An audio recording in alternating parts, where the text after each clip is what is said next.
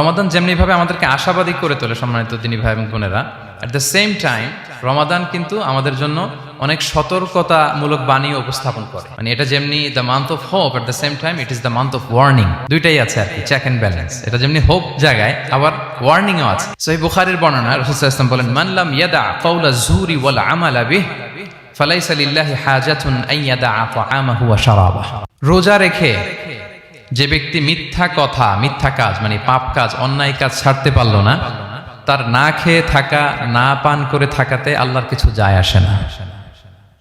তার ওই রোজার আল্লাহর কোনো প্রয়োজন নাই। এটা জাস্ট উপোস, এটা জাস্ট অনাহার, জাস্ট আমি পানি খাইনি, আমি খাবার দাবার গ্রহণ করিনি, দ্যাটস ইট, এতটুকুই। এতে আল্লাহর কিছু যায় আসে না। এটার কোনো সিগনিফিকেন্স আল্লাহ তাআলার কাছে নাই যে রোজাও রাখলো আবার মিথ্যাও বলে, রোজাও রাখলো আবার গীবত করতেছে, রোজাও রাখে অন্যের জন্য অকল্যাণ কামনা করে, রোজাও রাখে খারাপ কাজ করতেছে, নিষিদ্ধ কাজগুলো করতেছে। তাহলে এই রোজা রাখা না রাখার সমান, এই রোজায় কোনো ফায়দা নাই। একটা ওয়ার্নিং পাওয়া গেছে না এখানে, যে ওয়ার্নিং, রোজা রেখে সাবধান, কোনো পাপ কাজের সাথে জড়ানো